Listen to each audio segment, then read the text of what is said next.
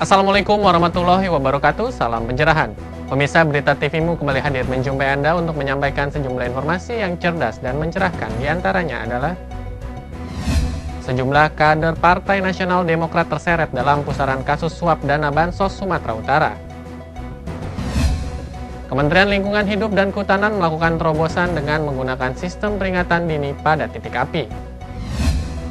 Pemerintah berencana menaikkan tarif kereta listrik. Pemirsa, bersama saya Boy Aditya, inilah Berita TV-mu selengkapnya.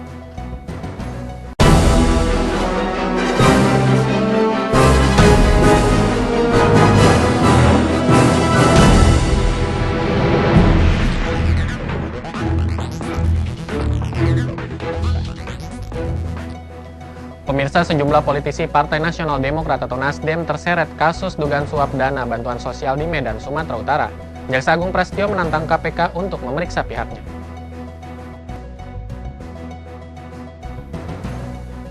Kasus suap dana Bansos Sumatera Utara laksana bola salju yang terus berguling.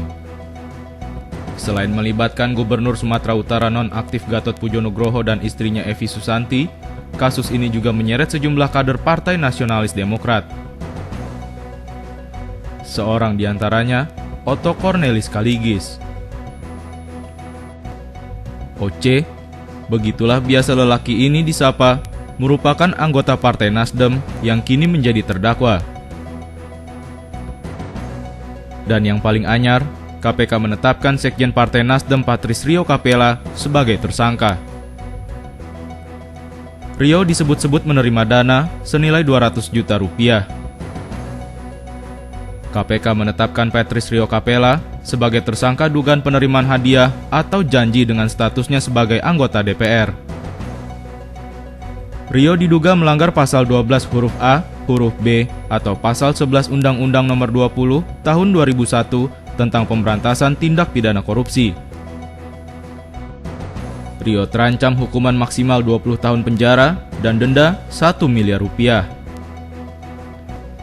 Terakhir, nama Jaksa Agung HM Prasetyo pun terseret dalam putaran kasus suap ini. Nama Prasetyo sempat disebut-sebut oleh Gatot Pujo-Nugroho dan Evi Susanti. Prasetyo pun bereaksi. Dirinya menantang Gatot Pujo-Nugroho dan istri mudanya Evi Susanti menunjukkan bukti tudingan yang pernah dilontarkan terkait dugaan pengamanan kasus suap ini. Prasetyo juga menantang lembaga anti rasuah memeriksa jajarannya jika ada yang terlibat dalam kasus ini. Namun KPK hingga saat ini menegaskan tak akan memeriksa Prasetyo dalam kasus ini.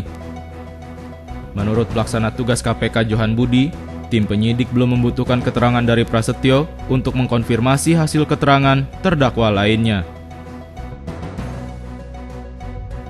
Tim TV-mu memberitakan. Majelis Hakim Tipikor menunda sidang vonis tersangka kasus suap gas alam Bangkalan Fuad Amin Imron. Majelis Hakim yang diketuai Muklis memutuskan sidang tidak dapat dilanjutkan lantaran musyawarah hakim terkait putusan Fuad Amin belum menemui kesepakatan.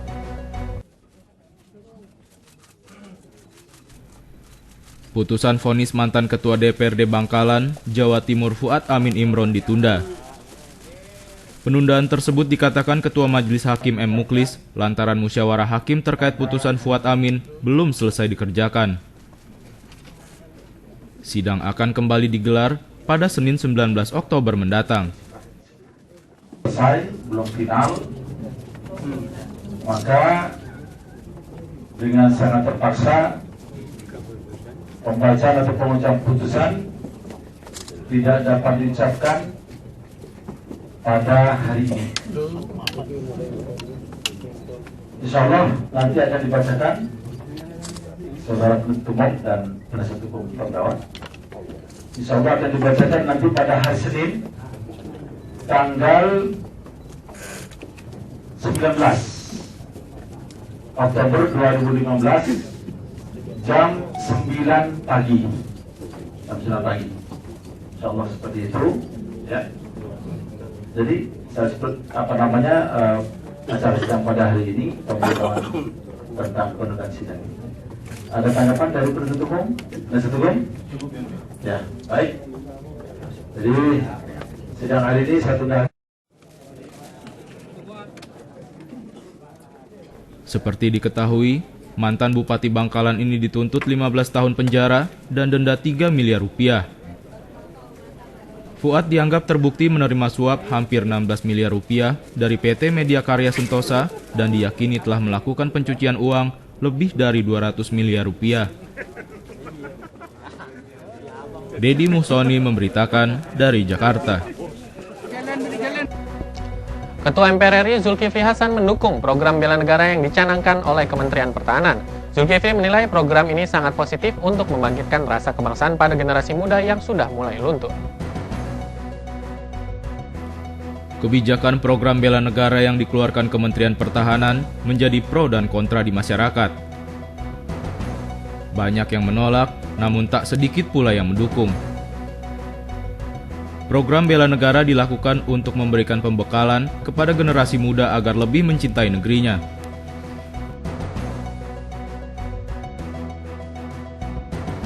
Ketua MPR RI Zulkifli Hasan salah satu pejabat yang mendukung penuh kebijakan pemerintah ini. Menurutnya, selama ini reformasi telah hilang rasa kebangsaan. Jadi penting untuk membangun kembali kecintaan, kedisiplinan untuk memajukan bangsa.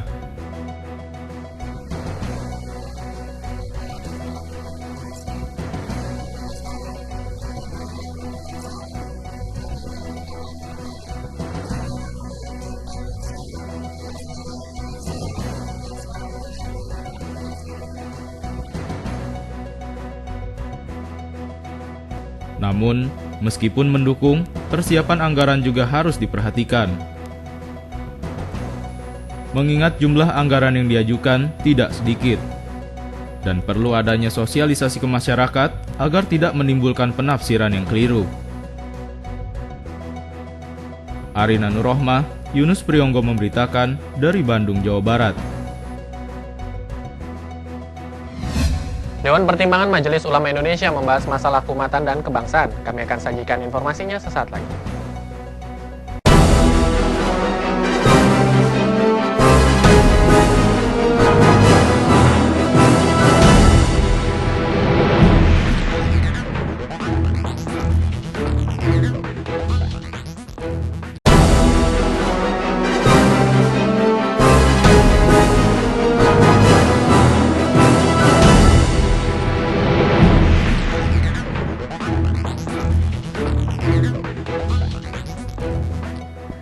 Pemirsa, terima kasih masih bersama kami dalam Berita TV-mu. Dewan Pertimbangan Majelis Ulama Indonesia atau MUI menggelar sidang perdananya. Dalam sidang yang membahas masalah keumatan dan kebangsaan ini dipimpin langsung oleh Ketua Dewan Pertimbangan MUI, Din Syamsuddin. Dewan Pertimbangan Majelis Ulama Indonesia atau MUI yang anggotanya terdiri dari para ketua umum organisasi masyarakat Islam di Indonesia dan tokoh perorangan ini mengadakan sidang perdananya untuk membahas masalah strategis umat Islam, salah satunya masalah ukhuwah Islamiyah. Din Syamsuddin, selaku Ketua Umum Dewan Pertimbangan Majelis Ulama Indonesia atau MUI, yang anggotanya terdiri dari para ketua umum organisasi masyarakat Islam di Indonesia dan tokoh perorangan ini, mengadakan sidang perdananya untuk membahas masalah strategis umat Islam, salah satunya masalah ukhuwah Islamiyah. Din Syamsuddin selaku Ketua Umum Dewan Pertimbangan MUI menjelaskan, Dewan Pertimbangan MUI sangat prihatin akan banyaknya aksi kekerasan yang mengatasnamakan agama dan mengintimidasi agama lain. Misalnya saja, belum selesai dengan masalah Tolikara, kini terjadi kembali kasus di Aceh Singkil. Untuk itu, Din pun meminta pemerintah dapat menyelesaikan masalah intoleransi antar agama ini dengan penegakan hukum tanpa pandang bulu. Dan yang kedua, karena kegiatan semacam ini bersifat pelanggaran hukum, maka tidak lain adalah dengan penegakan hukum. Justru penegakan hukum inilah yang harus dilakukan oleh pemerintah, tetapi harus berdasarkan kebenaran dan keadilan. Sekali pemerintah tidak berkeadilan dalam menegakkan hukum, dalam menyelesaikan masalah-masalah antar umat beragama ini akan bisa memicu aksi-reaksi. Nah, sekali lagi, saya kira kita pesankan pada pemerintah untuk menegakkan hukum tanpa pandang bulu siapapun mereka, tapi secara berkeadilan.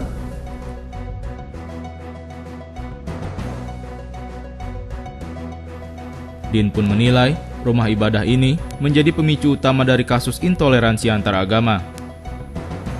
Sebab rumah ibadah tidak hanya menjadi tempat ibadah, tetapi juga menjadi lembaga sosial yang memiliki efek sosial, ekonomi, dan politik. Maka, jika di suatu daerah yang mayoritas Islam, tetapi umat Kristen sebagai minoritas membangun banyak tempat ibadah, tentu akan memicu konflik, begitu juga sebaliknya. Maka dari itu, ini perlu menjadi perhatian bersama agar hal ini tidak terjadi lagi. Noviani Nuraini, Setia Audika memberitakan dari Jakarta. Nasyatul Aisyah mencanangkan program Pasmina, yakni program pelayanan kesehatan, pendidikan, dan kreativitas untuk remaja putri. Program yang sudah berjalan 3 tahun ini diharapkan bisa memberikan informasi sebagai bekal remaja putri untuk lebih berkembang. Nasyatul Aisyah selaku organisasi otonom Putri Muhammadiyah memberikan sumbangsi bagi bangsa dengan mencanangkan program pelayanan kesehatan, pendidikan, dan kreativitas yang diberi nama Pasmina. Pelayanan kesehatan ini berupa konseling ideal berat badan, cek reproduksi, dan konsultasi psikologi. Selain kesehatan, Pasmina juga memberikan konseling untuk bakat dan minat para remaja putri dalam pengembangan diri.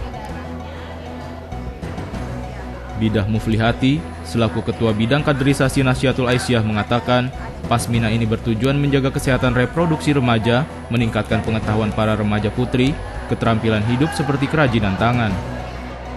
Layanan remaja sehat untuk milik Nasyatul Aisyah. Nah, ini tujuannya adalah untuk memberikan pelayanan menjaga tingkat kesehatan remaja, bukan hanya kesehatan reproduksinya tapi juga kesehatan secara umumnya.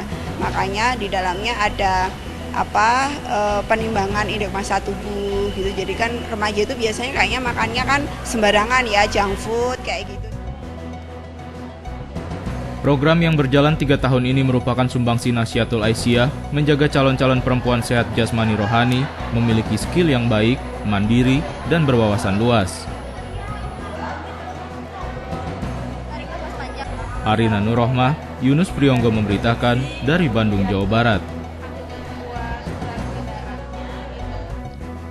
Kementerian Lingkungan Hidup dan Kehutanan terus berupaya melakukan terobosan untuk mengatasi kebakaran lahan dan hutan yang terjadi setiap tahun.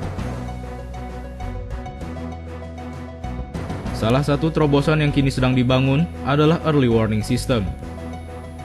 Sistem peringatan dini ini akan cepat mengantisipasi adanya titik api.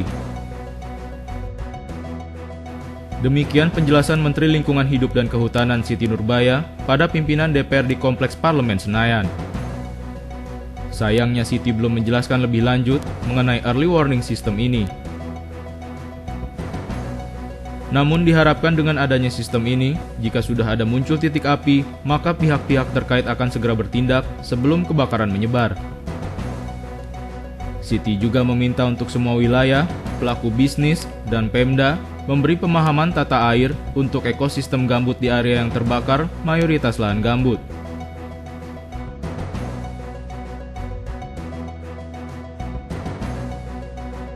Namun Siti menyadari zonasi lahan gambut ini tidak mudah. Siti yang juga menyebut langkah modifikasi cuaca masih terus dilakukan untuk mendatangkan hujan buatan. Tak hanya itu, pihak Siti juga tengah gencar melakukan penertiban terhadap pengusaha-pengusaha perkebunan. Langkah hukum dilakukan secara serius bagi mereka yang melakukan pembakaran lahan. Saat ini, ada 413 perusahaan yang masih dalam proses pemeriksaan. Beberapa di antaranya, kata Siti, sudah kena sanksi, baik dicabut maupun dibekukan izin operasinya. Selain itu, pihak Kementerian LHK juga menjalin kerjasama dengan masyarakat lokal. Diharapkan dengan kerjasama ini, kebakaran hutan bisa ditangani secara bersama. Tim TVMU memberitakan.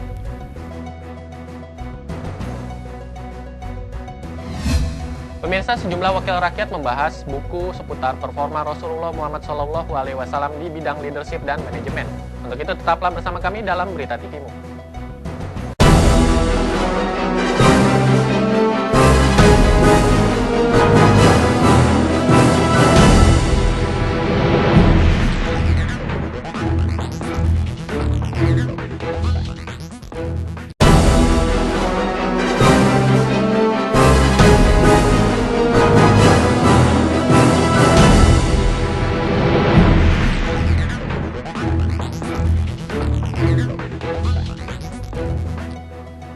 Pemirsa, terima kasih masih bersama kami dalam Berita TV-mu.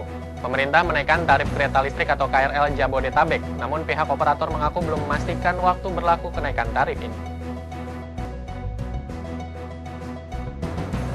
Perubahan tarif KRL disebabkan kontrak subsidi Public Service Obligation atau PSO dari pemerintah kepada PT KAI Komuter Jabodetabek habis pada 18 November mendatang.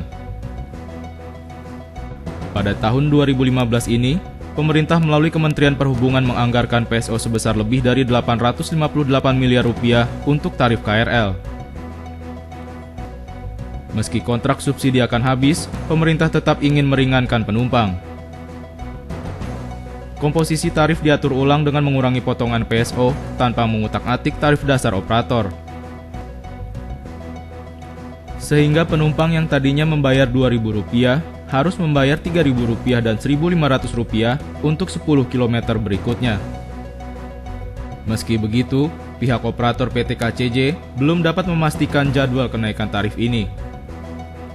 Pasalnya PT KCJ masih menunggu revisi Peraturan Menteri Nomor 17 Tahun 2015 tentang tarif angkutan umum. Tim TV-mu memberitakan. Komisi 11 DPR RI menggelar rapat dengar pendapat dengan Direksi Bursa Efek Jakarta.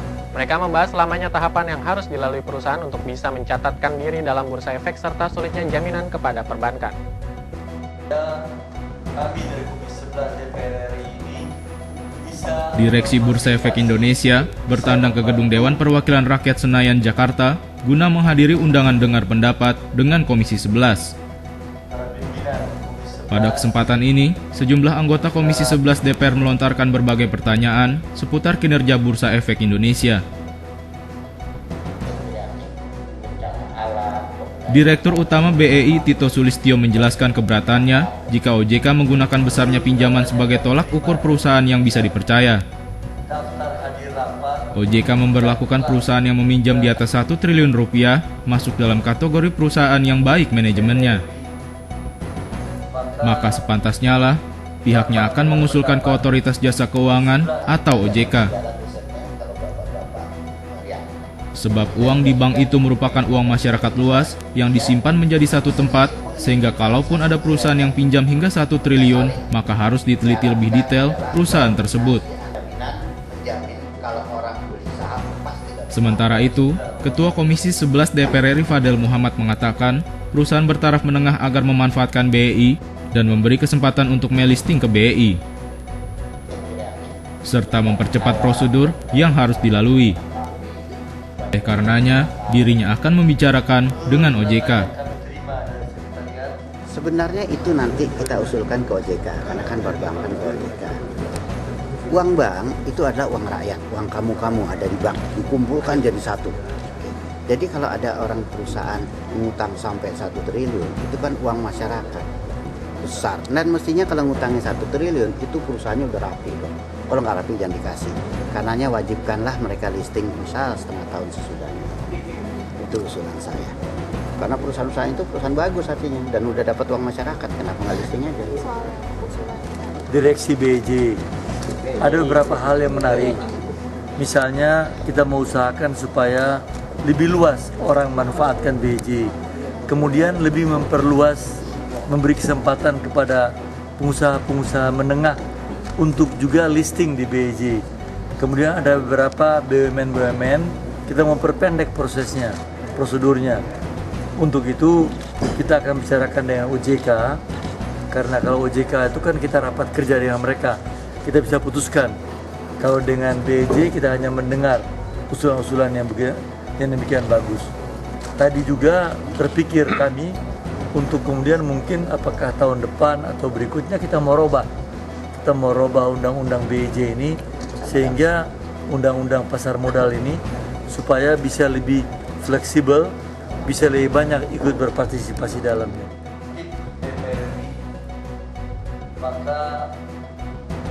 Ada beberapa poin yang menarik yang dapat diambil dari rapat dengar pendapat antar BI dan Komisi 11 hari ini. Di antaranya perusahaan negara atau BUMN diketahui pengelolaannya lebih baik dibandingkan saat manajemennya dikelola oleh birokrasi.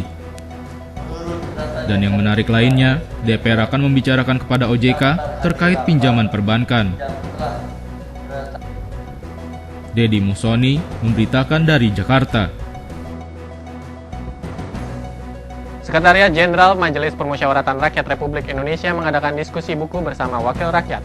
Pada perhelatan di Perpustakaan MPR RI ini, mereka membahas buku bertema Ensiklopedia Leadership dan Manajemen Muhammad, The Super Leader, Super Manager. Diskusi ini membahas buku Ensiklopedia Leadership dan Manajemen Nabi Muhammad SAW, The Super Leader, Super Manager, yang ditulis Muhammad Syafi'i Antonio. Buku ini membahas keteladanan yang bisa diambil dari Nabi Muhammad SAW yang mampu diterapkan dalam kehidupan sehari-hari. Muhammad Syafi'i Antonio selaku penulis dari buku ini menjelaskan, Nabi Muhammad SAW menjadi contoh sosok pemimpin yang luar biasa karena memiliki leadership dan manajemen yang baik. Disitulah muncul ide kenapa kita tidak mengkaji Nabi kita sendiri. Yang mana setelah dibaca, memang Rasul ini luar biasa. Rasul kita, terutama bagi yang Muslim, itu memiliki satu leadership dan manajemen yang memiliki 3 ciri. Ini nggak usah dicatat karena nggak bakalan dikejar. Santai aja. Cirinya satu, holistik dan universal. Yang dimaksud dengan holistik itu, beliau itu leadership dan manajemennya mencakup semua spektrum dari kehidupan. Syafi'i pun menjelaskan beberapa keteladanan dari Nabi Muhammad yang menarik, diantaranya modal utama bisnis adalah kepercayaan, bukan uang. Selain itu, dalam interaksi sosial Nabi Muhammad mengajarkan untuk mudah senyum dan menengokkan seluruh badan ketika dipanggil orang lain. Juga banyak keteladanan Nabi Muhammad lainnya yang dapat diikuti dalam kehidupan sehari-hari. Noviani Nuraini, Setia Audika memberitakan dari Jakarta.